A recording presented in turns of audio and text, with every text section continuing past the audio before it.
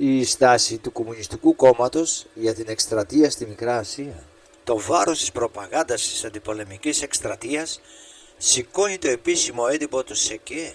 Ο ριζοσπάστης, ο οποίος αρχικά πριν προχωρήσει στο ΣΕΚΕ υποστήριζε το κίνημα εθνικής άμυνας του Ελευθερίου Βενιζέλου στην Θεσσαλονίκη, όπου και πρωτοεκδόθηκε πριν μεταφερθεί στην Αθήνα.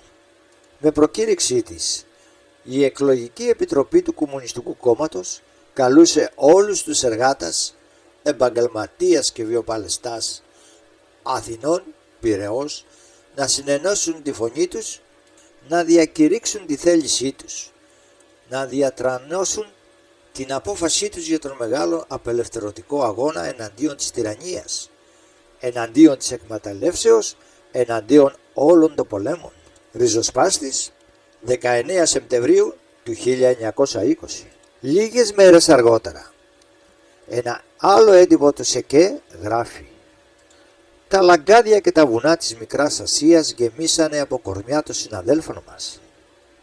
Τα όρνια του ουρανού χορτάσαν με τις σάρκες μας. Μη μας μιλάτε άλλο για πατρίδες και για εθνικές επαναστάσεις». Εργατικός αγών, 29 Νοεμβρίου του 1920. Η προπαγάνδα του ΣΕΚΕ άρχισε να πιάνει τόπο και χαρακτηριστικό είναι πως ένα σύνταγμα στρατού αρνήθηκε να επιβιβαστεί στα πλοία και να μεταβεί στη Μικρά Ασία. Οι κομμουνιστές, με επικεφαλή το Παντελή Πουλιόπουλο, οι οποίοι είχαν διεισδύσει στις μονάδες στρατού στο πολεμικό μέτωπο, έκαναν ό,τι μπορούσαν για να υπονομεύσουν τις πολεμικές προσπάθειες. Κεντρικό σύνθημα γίνεται το «Στα σπίτια σας». Παρεπιπτόντως, με αυτόν τον τίτλο Ίκαδες είχε δημοσιεύσει ένα άρθρο και ο εκδότης της Καθημερινής, Γεώργιος Βλάχος, στις 14 και 27 Αυγούστου του 1922, για το οποίο και κατηγορήθηκε. Οι λιποταξίες αποτελούν καθημερινό φαινόμενο, τις οποίες διευκολύνουν με κάθε τρόπο οι κομμουνιστικοί πυρήνες του μετώπου. Ο σοβιετικός ιστορικός Νόβιτσεφ αναφέρει χαρακτηριστικά τύρτσια καρτκάβια ιστορία. Χάρη στην εκτεταμένη προπαγάνδα του Ελληνικού Κομμουνιστικού Κόμματος, που συνεργάστηκε με το Κομμουνιστικό Κόμμα της Τουρκίας, 100.000 φυγόστρατοι οι λιποτάκτες απέφυγαν τον ελληνικό στρατό. Ομάδες των κομμουνιστικών παλεμάχων της Μικράς Ασίας καυχόταν ότι είχαν παίξει οργανικό ρόλο, διαδίδοντας τη σύγχυση και το πανικό ανάμεσα στις ελληνικές μονάδες.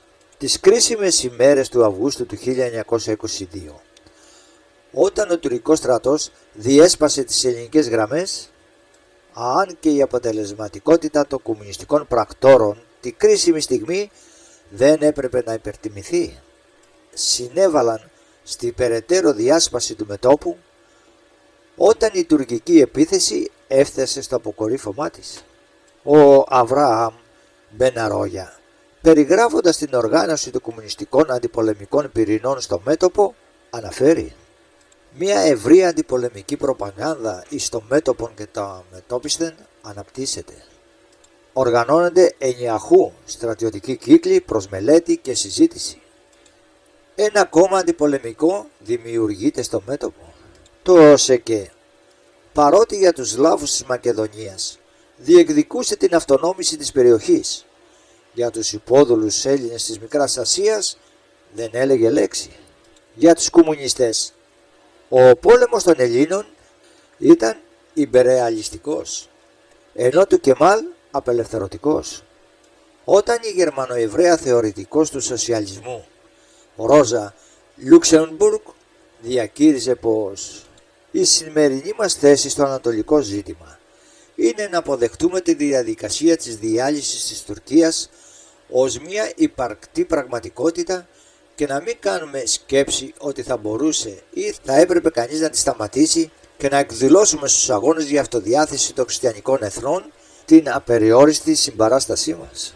Οι Έλληνες κομμουνιστές καλούσαν σε συναδέλφωση των Ελλήνων και Τούρκων στρατιωτών και κοινή πάλι με τις λαϊκές μάζες ανεξάρτητα από τις εθνικές, φυλεκτικές και θρησκευτικές διακρίσεις για τη δημοκρατία των εργατικών και αγροτικών συμβουλίων σε όλο το έδαφος της Μικράς Ασίας.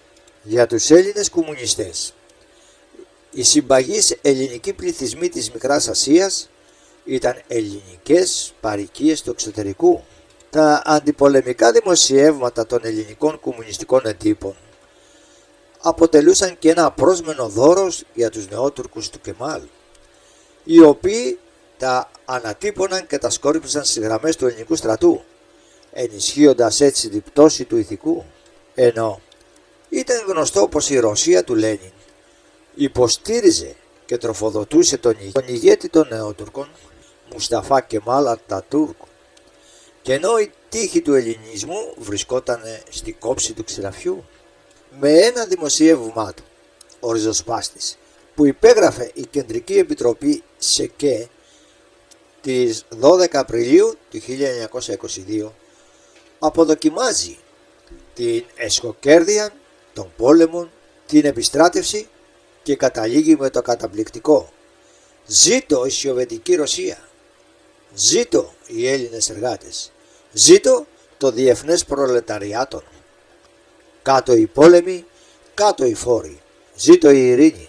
Διαφορετική γνώμη φαίνεται να έχει όμως η ελληνική κομμουνιστική ομάδα Οδυσσού, που θεωρούσε αυτονόητα δικαιώματα των Ελλήνων στην περιοχή και με προκηρύξεις που μοίραζαν στο ελληνικό στρατό καταγγέλει το τσαρισμό, που ήθελε να πάρει την Τραπεζούντα, τη Μικρά Ασία και την Κωνσταντινούπολη ακόμα.